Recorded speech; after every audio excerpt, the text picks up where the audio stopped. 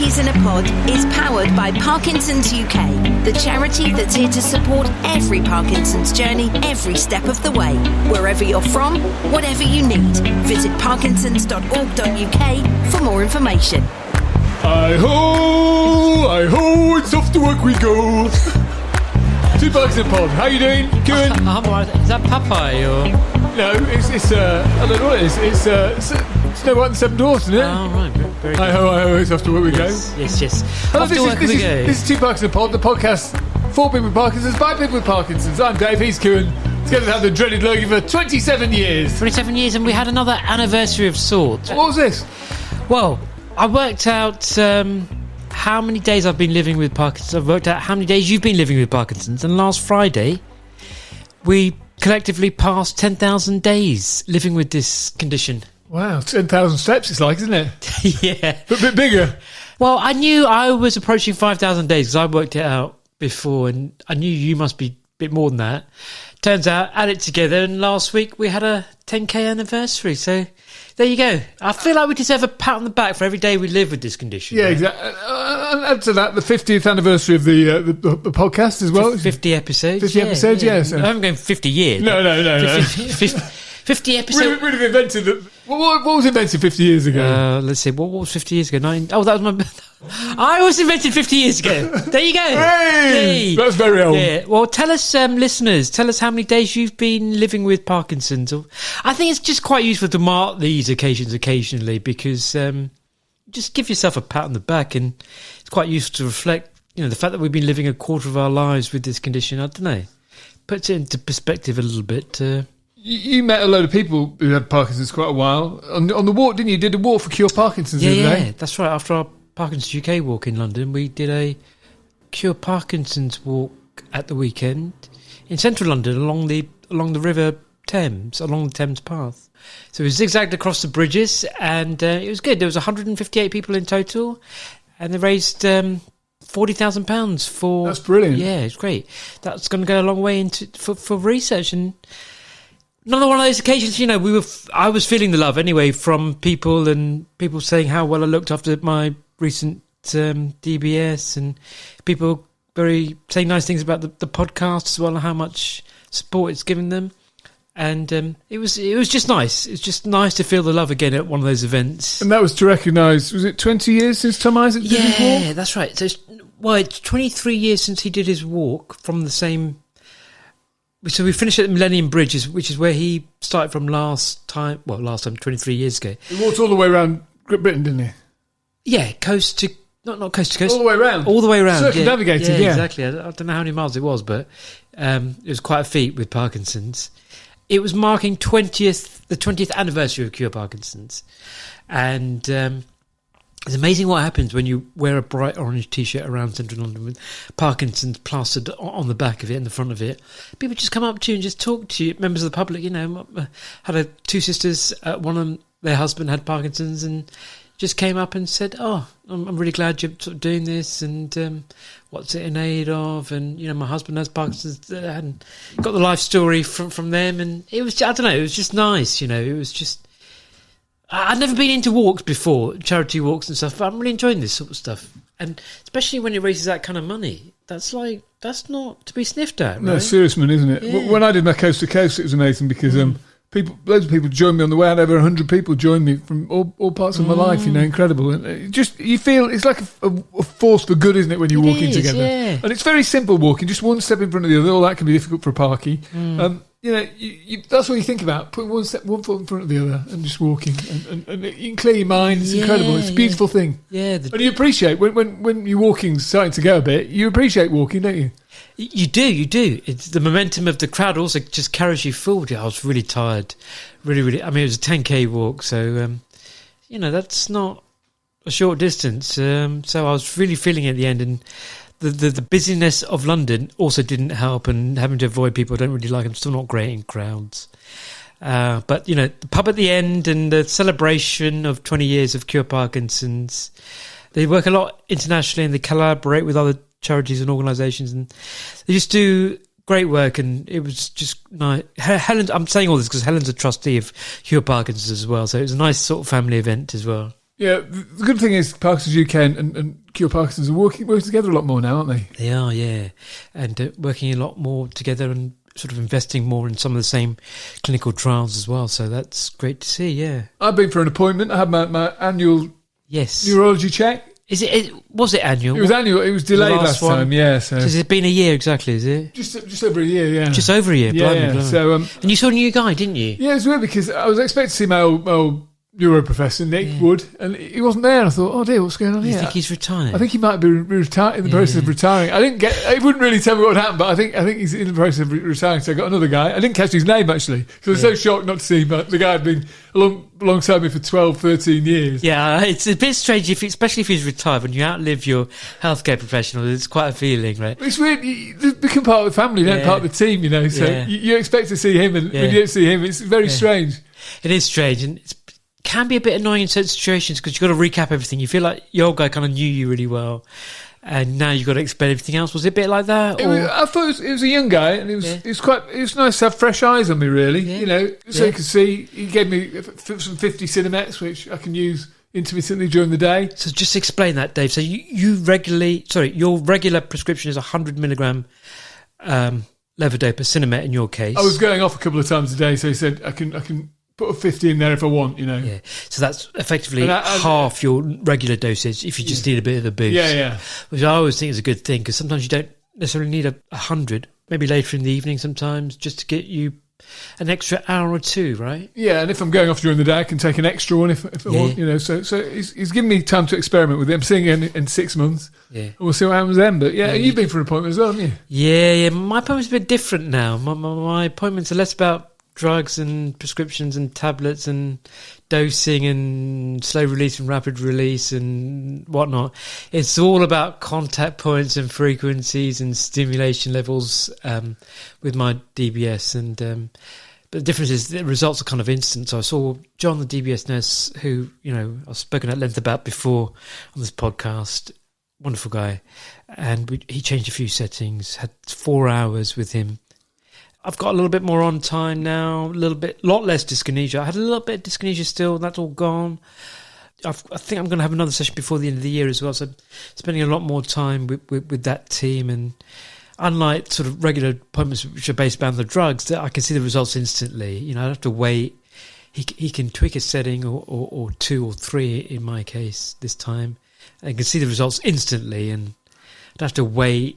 Go away, wait a few months, see the results, and then report back, or wait a year for my next appointment. Did you do a tennis setting? Because you played very well when we played the other day. Yeah, I still lost, but one of the things that I was annoyed about was my tennis is still not going quite to plan. But yesterday we had an epic game, bit of improvement, right? I thought compared to last, massive improvement. Yeah. You were hitting the ball cleanly, volleying it cleanly.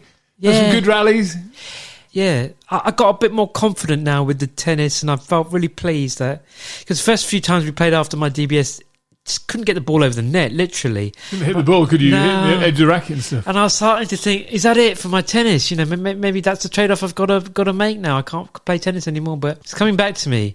So I need to be a bit more patient, because I'm only just over 3 months, 100 days or so after my operation, so I've got to be a bit more patient. The other thing I've noticed is I'm putting a lot more weight on. Yeah. And that's definitely related to the DBS because they did warn me about that, actually. 1 in 2 people put on weight after the procedure. Is that because you're not moving as much? Or just eating loads of ice cream? Yeah, well, that hasn't changed. I'm still eating a lot of ice cream, but I'm eating just eating a lot more generally. Like, I'm having dinner and I'm immediately hungry again for any kind of food, not just my sweet cravings.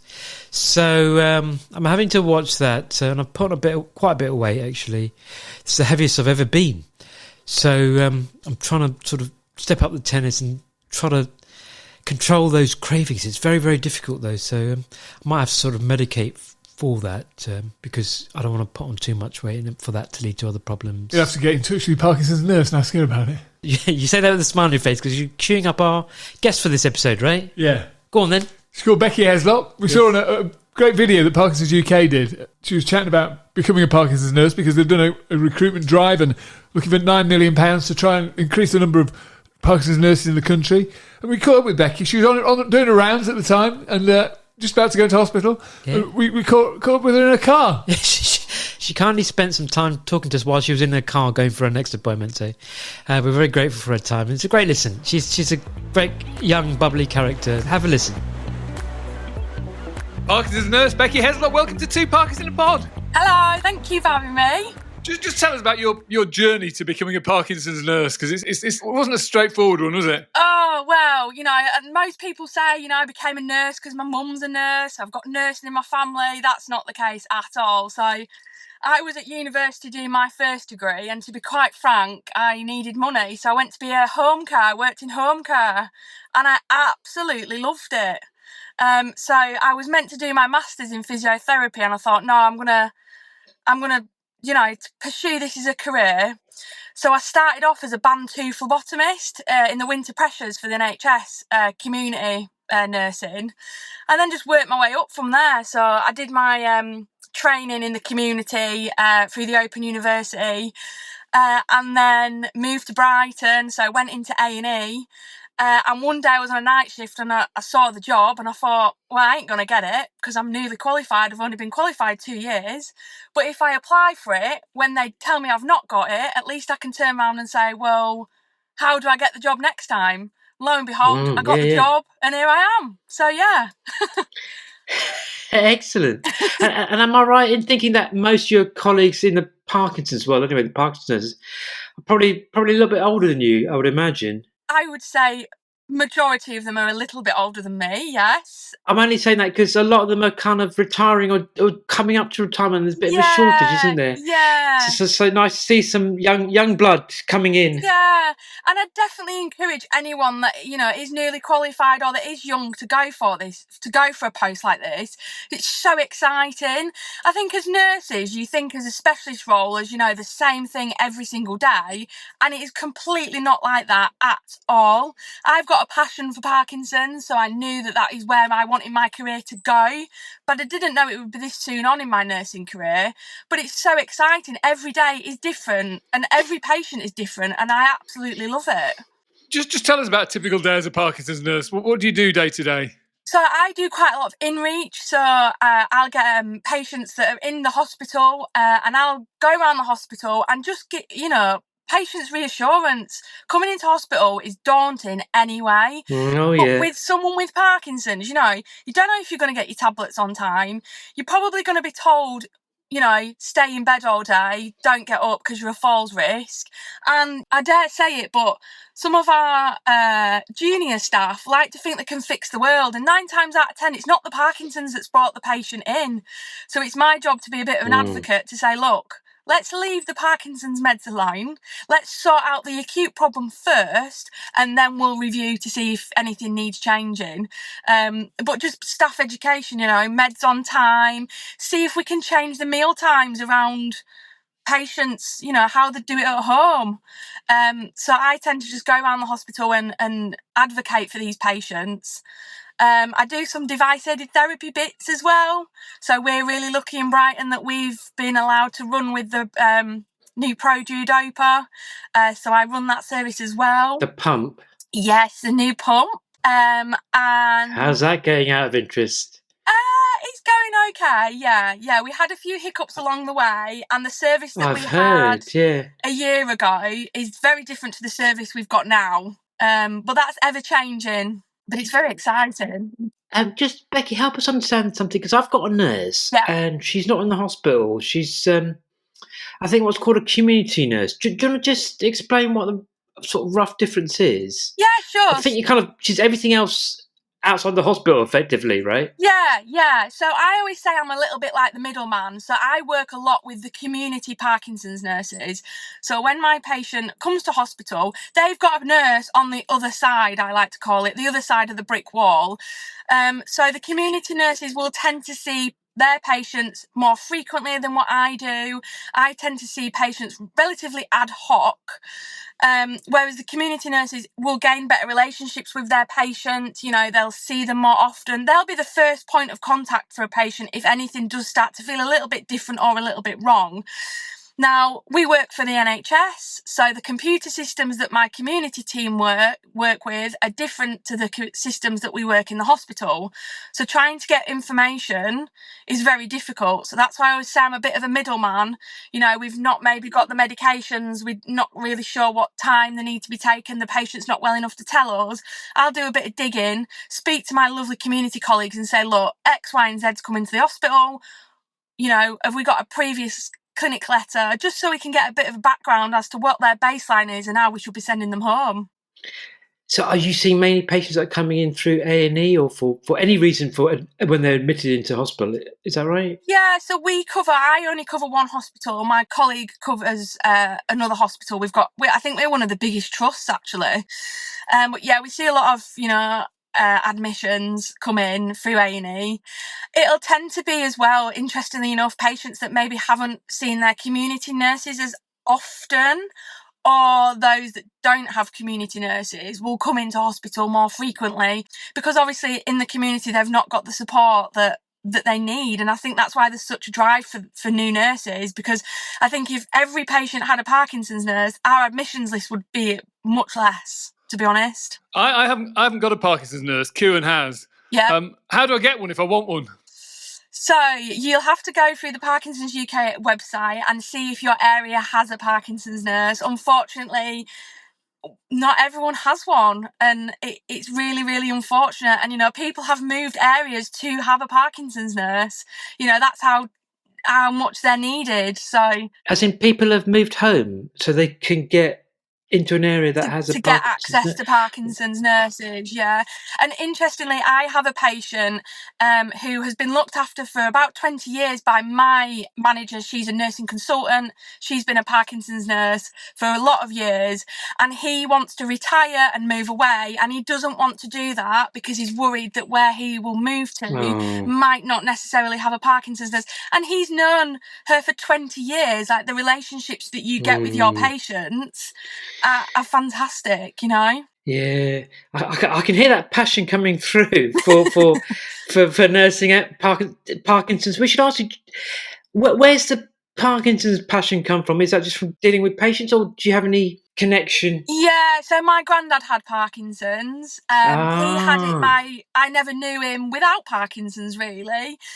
He unfortunately passed away when I was 18, and I did sort of think that, because I didn't want to be a nurse at 18, to be completely honest. I thought, that bit of journey had gone. And then when I came into nursing and I saw, when I was in A&E, I would sort of look after these patients a little bit more because I knew they were a bit more precious. And I've been on that other side. I've sat and watched a relative suffer. We were really lucky. My granddad had a fantastic Parkinson's nurse. And I suppose, yeah, I used to look after these patients a bit more because I knew what could go wrong. I knew that if they didn't get the tablets on time, or, they were just told, right, you're meant to be poorly, you need to stay in bed, that would have such a detrimental effect long term. So that's 100% where I get it from. My passion from is that I've been on the other side. I've been the relative, and all right, okay, I was a child, but I remember, seeing my granddad in hospital and the catastrophe when he didn't get his medications on time. And so, yeah, that's where it comes from. That's really, really heartfelt. That's amazing, yeah. Of all the people you see with Parkinson's, who are the ones that do the best? What are your tips to Parkinson's nurse for getting people, on the straight and narrow with Parkinson's, if that's possible? The ones that take their tablets on time. And you know what? Exercise is amazing. And I think when you say this to patients, they sort of think, oh, here we go. It's another nurse giving me some health advice. Do their eyes roll when you say that to them? Yeah. But you know what? I think exercise is it's just as important as your tablets. It can make such a difference, not even physically, but mentally as well. I'm really lucky in Brighton. We have a lot of exercise groups for Parkinson's patients. And, I encourage everyone to go for it. They have a great time, and it is really, really good. And obviously the Parkinson's UK website has got little exercise bits on there. There's bits on YouTube. But yeah, I'm an advocate for exercise. I think keeping social as well helps, doesn't it? You say go to a class if you can. You know keeping people around you is great for mental health as well, isn't it? Yeah, and I think when patients get this diagnosis of Parkinson's, everyone knows someone that's had it, but it's very isolated. I think patients feel very isolated, and I think go out and mix with other people, that have got this disease. Go and do. We have a Parkinson's boxing group. And they absolutely love it. And actually, funnily enough, I went to see a patient yesterday on the ward, and he said he was really missing his exercise club. But he said that he's there for about an hour, but he only really does about 20 minutes of exercise. The rest of it's chatting and eating cake. And that's fine. That sounds like current sort of exercise, Yeah, I'll sign up for that. I remember when I first started seeing my nurse, because I've had the same nurse from day one up until, well, she's approaching retirement now, so unfortunately I'm going to lose her, as it were. So I'm going to lose that continuity. But when you're in your second decade of Parkinson's, unfortunately I'm likely to sort of outlive a lot of my healthcare professionals. But it was just that, most of it was just a nice friendly chat, and I wasn't telling many people I had Parkinson's early on, so it was just nice. It was just it felt like more like therapy than anything else, to be honest. And we just got really close, and I'll be sad to see her go. Because she's been my constant, and she's just so, I don't know. That's the thing. That's a really good point, that we are the constant. This changes so much, fast, slow. Sometimes things need changing, and sometimes things don't. Progression and things like that. But I think, like you say, the Parkinson's nurse is that constant. They're the other side of the phone. They're the person that you can go to with absolutely anything. And, it's our job to sort of be like, okay, let's unpick this together. And I like that, with a constant, And constantly amazing as well. Just tell me something, Becky, can you prescribe Parkinson's medications to patients? No, so I'm not a prescriber yet, but I am in the middle of my prescribing course, which ends in because there is February. Such a thing as nurses prescribing, right? Yes, so non-medical prescribers, nurses can do it. I'm really fortunate that my trust have funded for me to do it. But nurses can prescribe, and if all our Parkinson's nurses could prescribe, it would take pressures off the GP surgeries, because we'd just be able to do it all. I noticed that you're a dystonia nurse as well. Is that right? Yeah. So I guess you're dealing with youngsters like me and Dave quite a lot then as well, are you? Yeah. Well, me. I just look younger than you, Kieran. Oh, yeah. So I run a dystonia clinic once a week. So I inject for cervical dystonia, hemifacial spasms. So that's just something different again, which I really, really enjoy. You inject what, sorry? So I inject for cervical dystonia, so I inject a lot of the neck muscles, and then sort of hemifacial spasms. Botox or? Yes, with Botox, Right. Do you want to just explain what Botox does for dystonia? Because I don't think many listeners actually kind of appreciate this. Sure. So cervical dystonia is sort of stiffness and tightness of the neck and the shoulders, and we inject Botox into patients' muscles, and it relaxes the muscles. Sometimes if someone's got a tremor, it can stop the tremor, or if someone has sort of a gait where they sort of look to the left, or they've got neck pulling, we'll inject into certain muscles and we'll try and straighten them up. Unfortunately, it's not a long-term sort of solution. It does only last 3 months. Some go to 6 months, but most patients have to come to me every 3 months, and they get injected with their Botox, and then off they go. Again, it's a service that we can provide, which is excellent. Again, I know that some places don't offer dystonia clinics, but we seem to be really lucky down in Brighton. Do you do feet as well? I don't do feet, no, but we do have a consultant that does limbs. But I don't do feet. No, I don't do feet, full stop, to be honest. I've seen Dave's feet. You don't want to go anywhere near them, trust me. So is it, you sound like you're doing quite a lot. So tell me, you talked about device-aided treatment. So that's a therapy, so device-aided therapy. So that's the pump.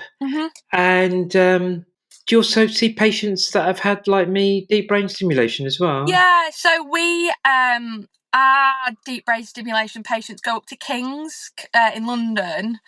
I was really lucky. I got invited. Well, I say invited. I invited myself to actually go and sit in a surgery and watch it from the other side. And it was fantastic. It's pretty amazing, isn't it? Oh my gosh, I was stood there in awe. When they play around with the settings and you suddenly stop moving and yeah. It's quite a thing to witness. It is, yeah. And, you know, the surgeon was fantastic. And obviously for him, you know, for us, we're messing with someone's brain. But for him, I think it was like a tooth extraction. You know, he's so good at what he does. So you witnessed the surgery itself? Yeah, I sat in theatre. I was on the other side, you see. Sorry, when you say you volunteered yourself, do you mean like, you know, you just had an interest in this and you wanted to, so you put your hand up and said, can I go and witness this? Yeah, I emailed Ken, who's our DBS nurse up in London, and said, look, is there any way I can come and sit in theatre to see what happens, you know? So I think as well to reassure patients. And he said, yeah, absolutely, come down. Was it one of your patients? It wasn't, no, unfortunately not. But the patient consented for me to be there, and it was fantastic.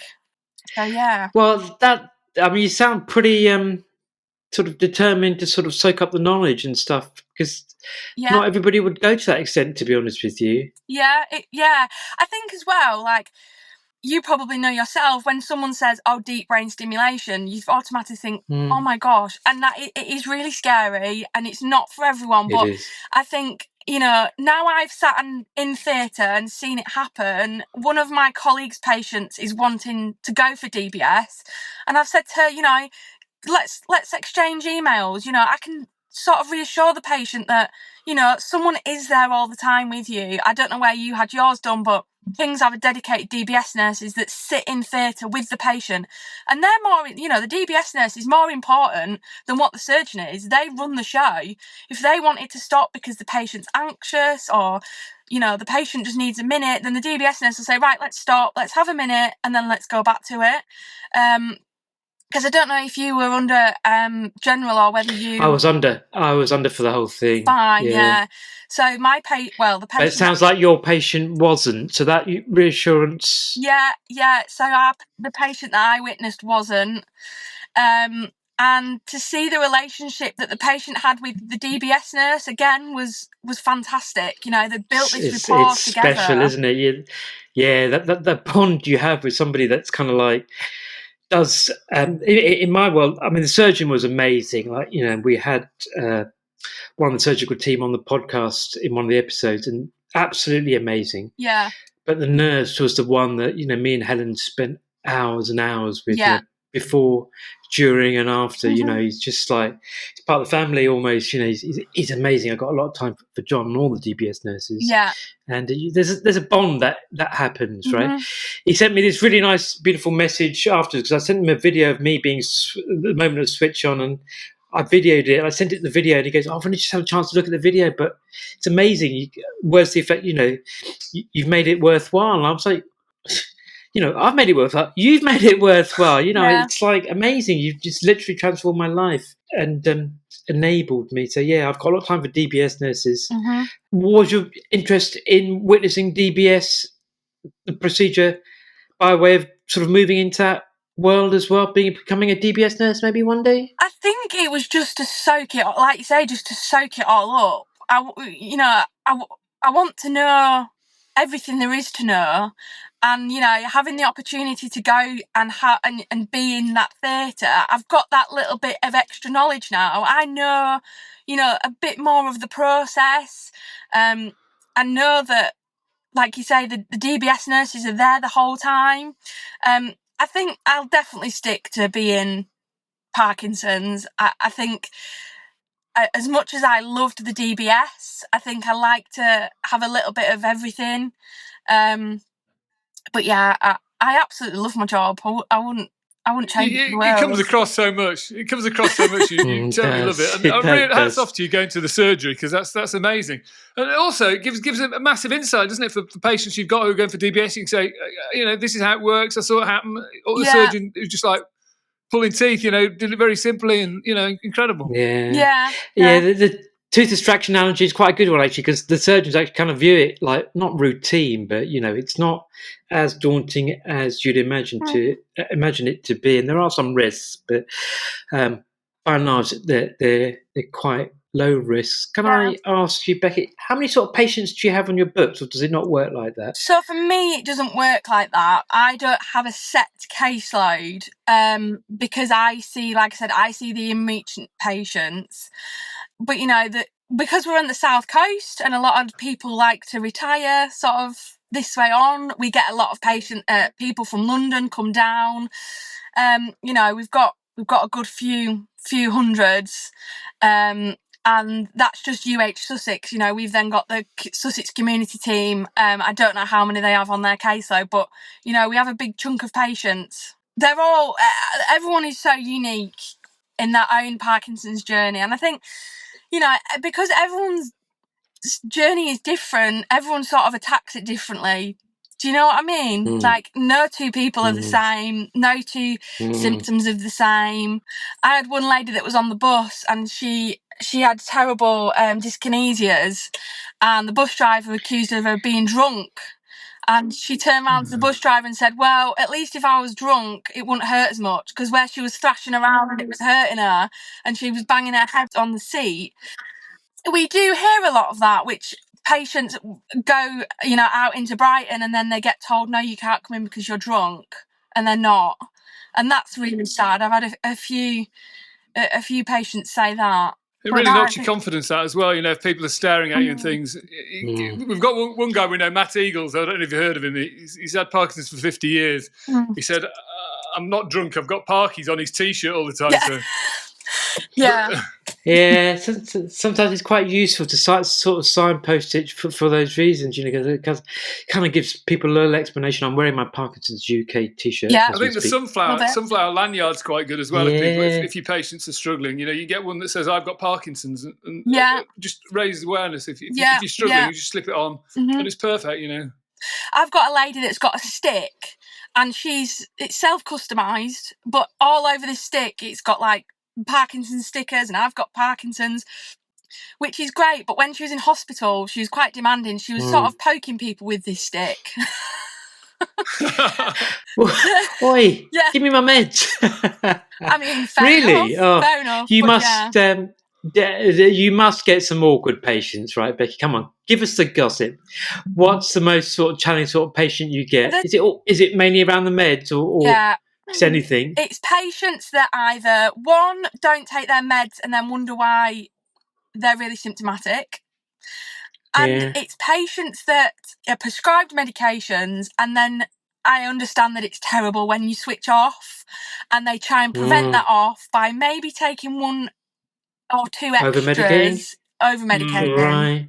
Yeah, because then you're trying to unpick, you're trying to look at what they're prescribed and think, right, okay, where can I add, or where can I change? And then you actually sit them down. I find this a lot with my device-aided therapy patients. So in order to have them on the pump, we have to convert their oral levodopa, and then that's what we give them via the pump.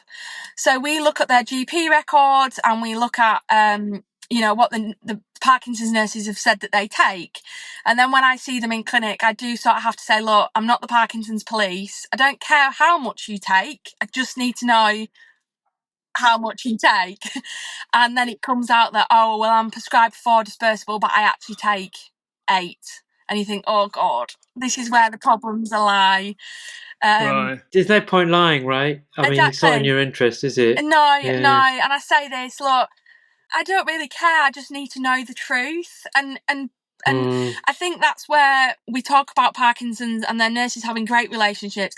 I think that is sometimes where there is a bit of a downfall, that because they've got such great relationships, the patient doesn't necessarily want to say to their Parkinson's nurse, look, I'm really sorry, but I am over-medicating.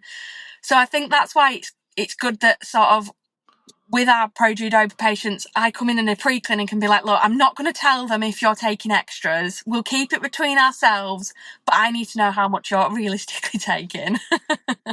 People have got to remember you're on their side, Becky, don't they? Yeah, You're on their exactly. side all the time, fighting for them. Yeah. Talking about Produodopa a lot, have you got a lot of patients with the new pump then, and how has it been for them? So we've got, I think, 13 at the moment. We had a few patients drop out. It's been a slow process. So when I started my job was just meant to be purely InReach. But then just as I started, we got the go-ahead for Produodopa. And then my boss sort of said, well, we'll roll that into your job role as well. You've come at a really good time. And so I was brand new to post, and then Produodopa was brand new, so why not? But yeah, we have had some real success stories with it. It's a long it takes a good few months to get there. Bit of tinkering involved, right? Yes, yeah. And I think the patient's expectation, really, this is not a cure, and you are still going to have Parkinson's. And I think that's what we really need to home in on to these patients, is that it's great. I think there's a story on the BBC website that didn't help, with a guy who said, I feel like I've been cured, And people's expectations were raised so much with it that it's now a bit dashed. Same with DBS, but just relief is the way I describe these sorts of treatments. Mm-hmm. When you reach the sort of near the end of the road with medication, then actually just some of the newer treatments, can just provide you a bit of relief. Mm-hmm. But I can very much feel my Parkinson's hasn't stopped progressing. I can very much feel it's not a cure, but patient expectations was one of the things that I was warned about. Yeah. And I can really believe it, because, you can either set your expectations too high, or if the treatment is very effective initially, you just think, oh God, I'm cured. Mm-hmm. But then you forget that the condition actually progresses and things don't stay the same in Parkinson's, unfortunately. Yeah. Yeah, if I had £1 for every time I had a patient come to my clinic with that video, I'd be a millionaire. And newspaper clippings, our patients love a newspaper clipping. They bring them to clinics and say, look, there's this new cure. And you say, no, Give me this. Yeah, Give me I want this one. I want this one. Yeah. And unfortunately, the boot doesn't fit everyone. Not everyone is eligible for it. We do have quite a strict criteria. And unfortunately, it's not for everyone, which is really sad, But for those that it's suitable for majority of our patients, it has worked well. Well, what are the problems when problems have arisen with it? We can get a lot of, some patients don't like the fact that it's a pump. So having to carry that pump around with them for 24 hours, it's quite a chunky monkey. It's a bit of a...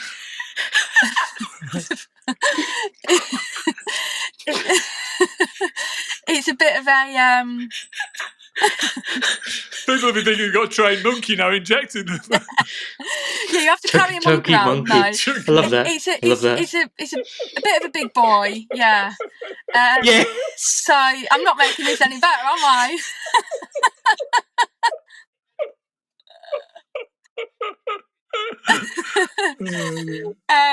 But then with one of our patients who had good success with it, she said she would carry a brick round her neck because it made such a difference.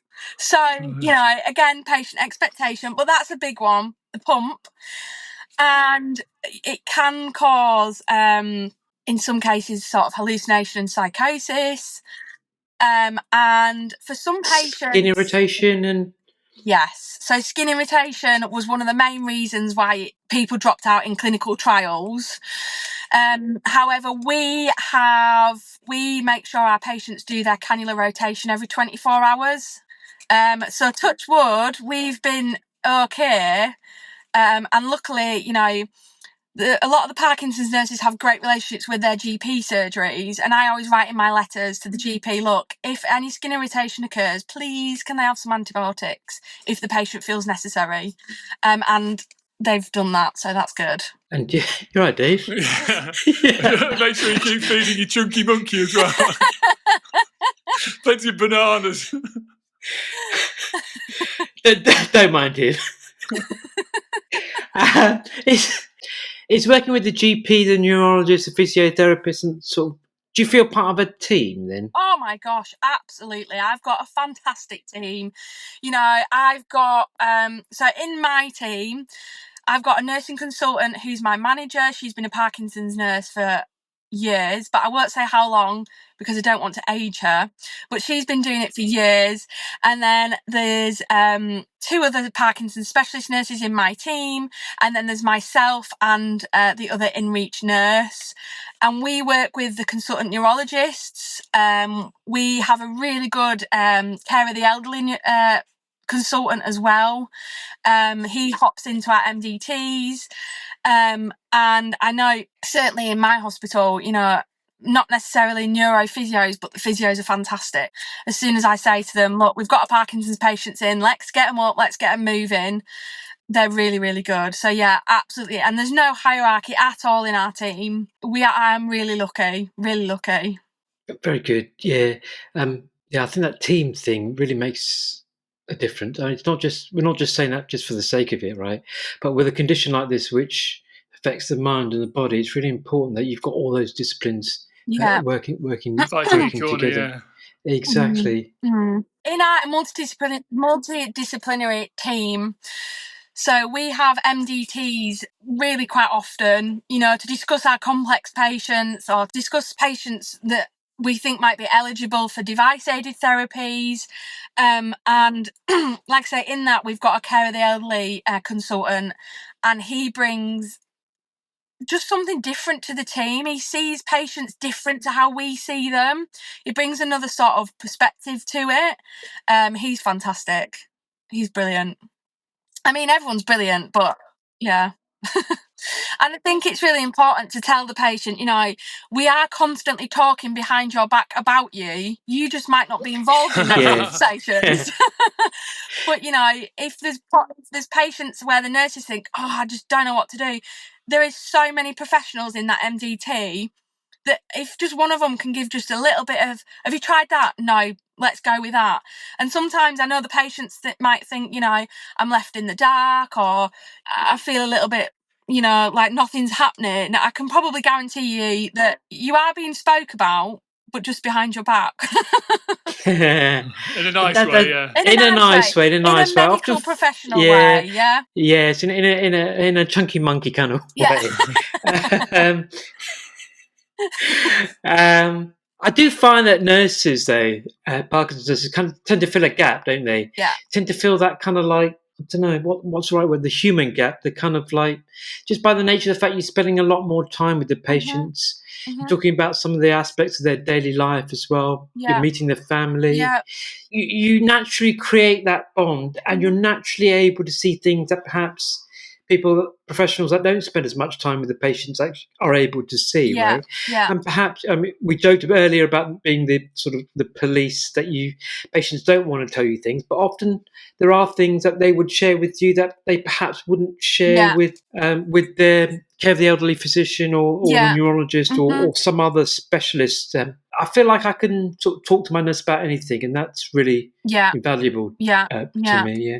Do you find patients sharing all kinds of things with you? Oh gosh, yeah, loads of things. Sometimes you'll go and see a patient and you actually don't even talk about the Parkinson's. It's everything else. And I know, but that's important. I think that's really important to do, right? Yeah. And you are building that relationship. So, like you say, if something is quite not right, the patient feels that they can come to you and say, do you know what? Actually, you know, we all know that sometimes patients can experience things that aren't very nice. You know, if they're hallucinating, what are they seeing? And sometimes it can be horrible things, and you want the patient to be able to say to you, look, this is what's happening.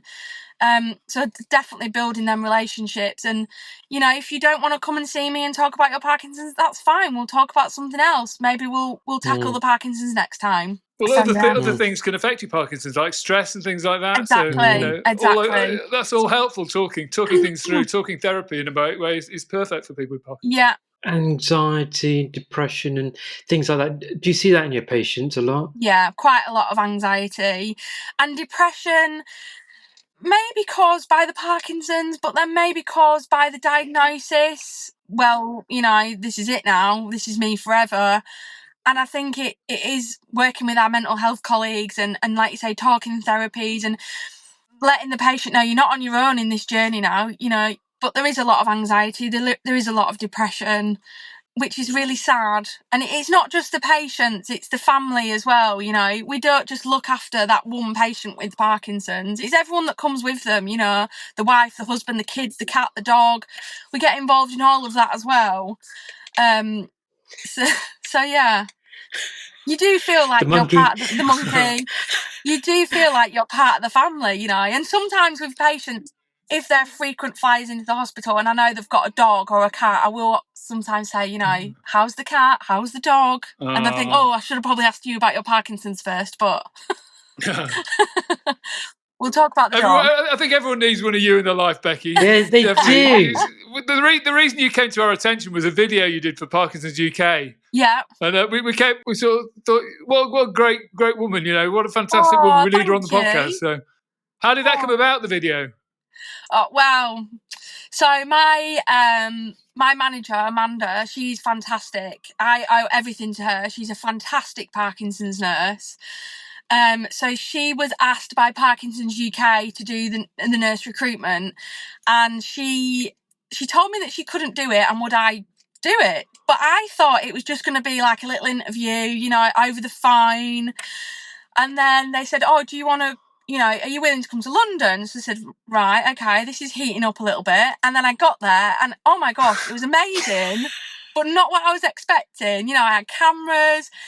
It was amazing. I enjoyed every minute of it. But you'll see this is my inside secret about it. You'll see on the video at the very end, they asked me to naturally get off the stool. Now, getting off a stool is really easy when you're not thinking about it.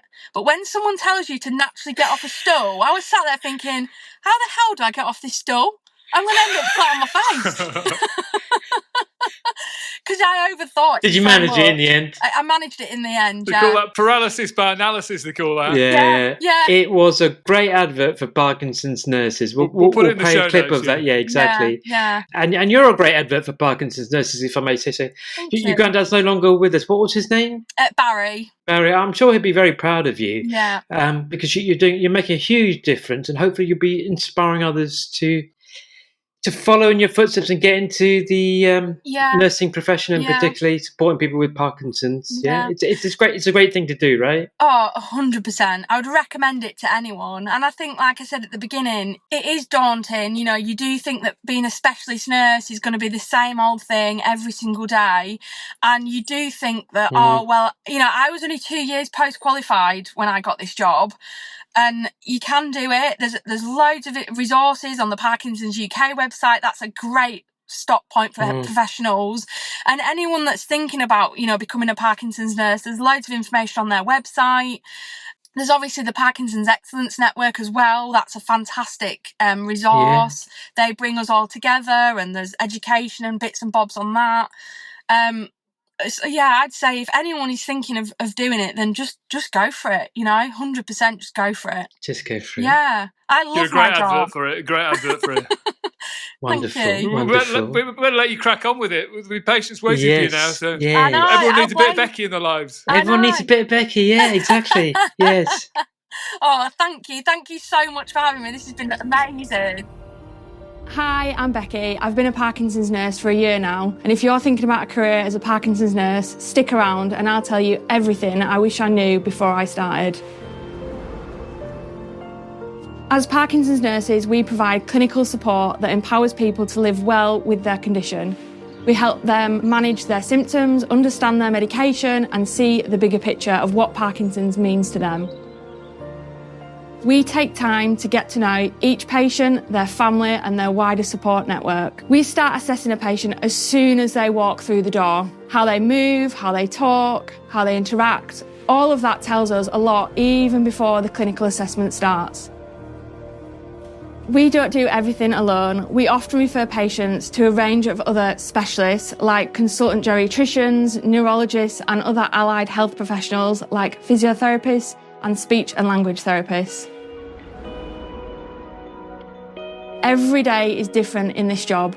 Parkinson's is a fluctuating and a progressive condition. One of our key responsibilities is helping patients manage their medication. When there's a change in medication, it can be a tricky time, and we're there to support them through it. Parkinson's medication is time critical. Even missing a dose by 10 minutes can cause symptoms to get worse quickly. That's why it's important to educate patients, their families, and other healthcare professionals. That can make a real difference. As the patient's condition progresses, the role of the nurse becomes more important. We work with carers and other agencies to make sure we're supporting the patient both clinically and holistically through that transition. Another big part of the role is building relationships, most importantly with your patient. You're on this lifelong journey with them, and building trust and creating a space for them to open up is key. But it's not just about patients. You'll connect with their families, friends, carers, and create a network of support around them. Supporting someone with Parkinson's is a team effort. We work closely with the people in their life who are part of that team. You'll be there for them in the difficult times too. We also encourage patients to take part in audits and clinical trials to help improve the quality of care in the future and one day to find a cure. The variety is one of the things I love most about the job. Some nurses are just hospital-based, but I do clinics, home visits and in-reach. Wherever you find yourself on any given day, you'll empower people to lead more fulfilling lives and manage their condition. My favourite thing about being a Parkinson's nurse is making a difference to people's lives that have got Parkinson's and being an advocate for those that have got Parkinson's. It's just the little things sometimes that can make such a big difference. If a third-year student or a Band 5 nurse came to me tomorrow asking about becoming a Parkinson's nurse, my most important piece of advice would be apply. If you're passionate, then absolutely apply for that job. I was only 2 years post-qualified. I didn't think I was going to get the job, and I did, and it was the best decision I ever made, so definitely go for it. If you want to make a difference in the lives of people with Parkinson's, find out more about being a Parkinson's specialist nurse today. Wouldn't it be great having Becky as your Parkinson's nurse? Young, enthusiastic, full of life, full of energy, full of passion for a job. Amazing. Yeah, what a great advert for Parkinson's nurses, right? It's a lot of get up and go, right? The fact that she volunteered to witness a DBS operation. I didn't realise that they get involved in things like the Produodopa pumps, you know. That was fascinating about the Produodopa pump, wasn't it? You know, all the problems with it. It was seen as this great thing, and it's perhaps not as great as people thought. Well, I think she touched on the expectations, you know. Like you said, that video. Yeah. Should have shed £1 for every time someone walks in with that video. She'd be a millionaire, you know. Yeah. And it's similar to DBS, you know, you have to manage your expectations with treatments like that. None of this is a cure. There is no cure for Parkinson's, unfortunately.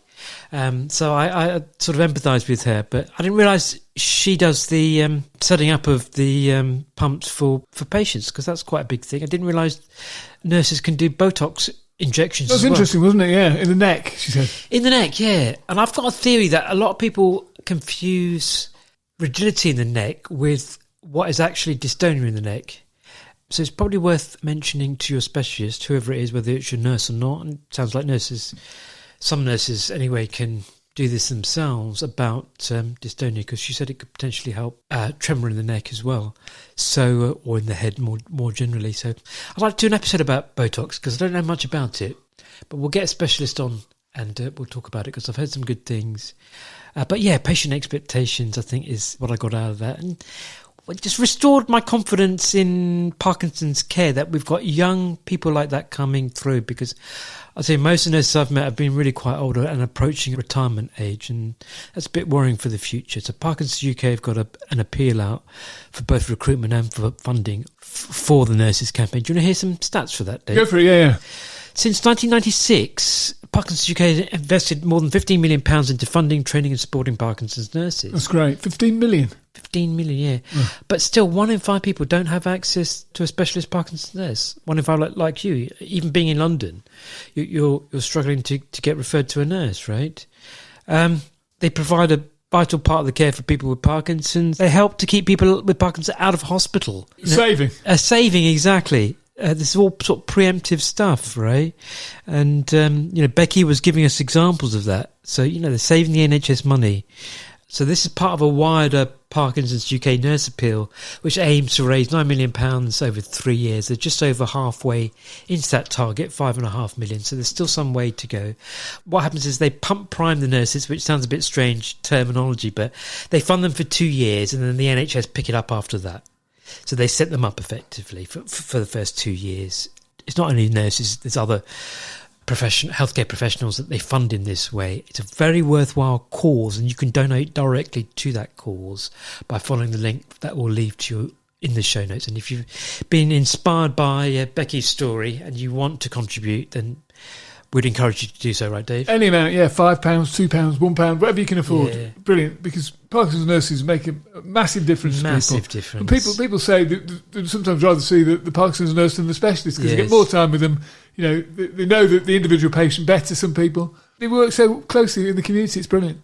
And they're a fraction of the cost of a specialist neurologist, you know, so I think you could get 3 nurses for the price of 1 consultant neurologist, and a lot of people, like you say they prefer to liaise with their nurse and their consultant, or certainly more accessible a lot of time. And if they can prescribe as well and do advanced treatments like pumps and Botox and Interesting that Becky DBS was going to be prescribing as well. She's doing the course, which they've been paid for. Yeah, well, I mean, do you think it's because her granddad had Parkinson's, she's that motivated, or do you think she's that sort of character? I think she's that sort of character. I think whether or not a granddad had Parkinson's, she'd still be motivated in that way. think she would. She's one of these special characters, and she's not the only one. I mean, I witnessed the nurses during my DBS operation, and not just John, but the ward nurse. They've all from that same sort of mould, and I don't know. It's great to see, and the fact that she's so young and eager, and obviously cares very much for her patients. It's just lovely to see. Lovely to see. It's heartwarming. Talking of heartwarming, Dave, we've got a few people to celebrate in the community, right? We have. People with Parkinson's do amazing things. First, a huge two Parks in a Pod thank you to the late great broadcaster and journalist John Stapleton. He did so much to raise the profile of Parkinson's in the community since his diagnosis. Countless TV and radio interviews, increased awareness, charity donations and visits to the Parkinson's UK website. It's been branded the Stapleton Effect, a fitting tribute to a great man.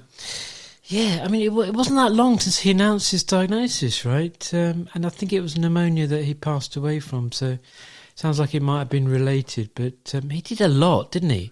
I've seen quite a few interviews with him on TV, particularly. Yeah, interesting. The Parkinson's UK called it the Stapleton Effect because so many galvanised people. Yeah, didn't it? Exactly. He's so loved in the world, doesn't he? Yeah, amazing guy. And so I haven't heard a bad word against him over the years. So everyone who worked with him said what a genuine gentleman he was. Right. So amazing. People with Parkinson's do amazing things. We've had a message from Sheffield poet and friend of the show, Andy Burton. Andy recently published a book of Parky poetry. Here's what he had to say. Hello, Dave and Kuhan. What an explosion of great news coming out of your recent announcements. You've got Parkinson's UK backing the podcast, freeing up time and costs. Great news following Kuhan's DBS so far. And then there's Dave's mum doing so well at 93. That's amazing.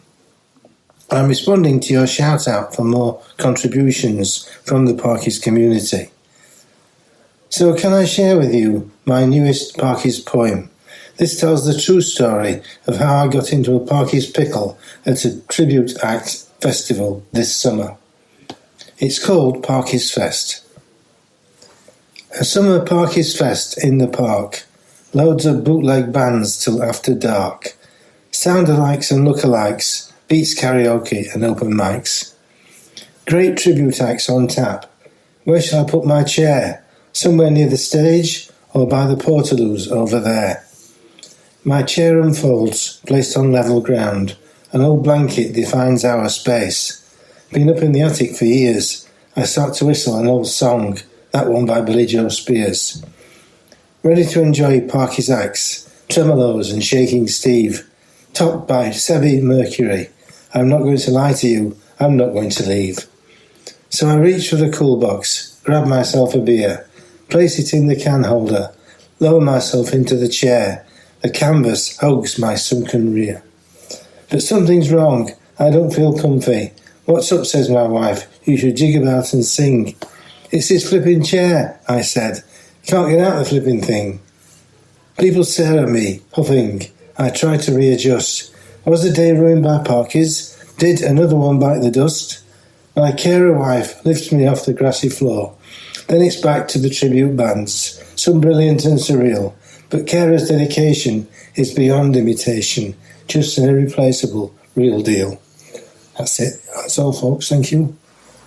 Top man, Andy's always got a word for us. Really fun, that. Great days going out and seeing bands and stuff. Yeah, and also very well read. Yeah, beautifully read. Yeah, voice very clear and everything. Yeah. And if you'd like to read out a poem, one of your own poems, feel free to send it in to us, right? Or tell us any stories you've got from the community. Yeah. We'd love to hear the voices. We do love hearing from you, literally. So feel free to reach out at hello@twoparkinsonapod.com. Explosion of good news. I think we've got some more, haven't we? People with Parkinson's do amazing things. Yeah, Gary Shaughnessy continues to amaze us. He's been taking on a challenge of 30 What's he sports done now? 30 sports in 30 days. Really? Did everything from freefall parachuting to ice skating, paddle boarding to hammer throwing. Gary was diagnosed in 2015. If you'd like to donate, details of his Just Giving page are in the show notes. Well done, Gary. Just doesn't stop, does he? Incredible, Gary. He runs marathons before breakfast, doesn't he? Amazing. Excellent. We saw him recently at a walk, didn't we?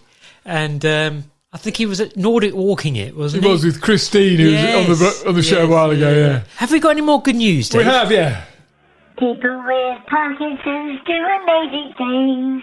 Finally, huge congratulations to Joe Tosh, who's been shown as, you can still find true love with Parkinson's. Joe, alias Lady Duff Gordon on the social medias, has just married her true love, Andy. Andy and Joe. Joe said, I never thought in a million years this could be my life 10 years after diagnosis. It's not over until it's over, she says. What an amazing story, right? Talk about cheerful news in Parkinson's. That's wonderful. And we know Jo quite well. And we're very pleased for her. And we've met Andy and, what a lovely couple and what a lovely story. I'm really kind of warmed by that story. She posted some great photos of her in a wedding dress. Amazing. She looked great, right? Incredible. Smiling, never seen anyone look as happy. Brilliant. Jo was the star of the DBS and Me video series from Parkinson's UK. I think they've just done an updated version as well. We'll leave a link to that as well. So well done, Jo. Congratulations, Jo and Andy. Fantastic. Well done. That's about quite a cheerful, heartwarming episode. I'm just thinking it's about time you walked down the aisle. You're a married man. Steady on. That's not... Helen. Stop staring. Get a ring. No comment. See you next time. Bye.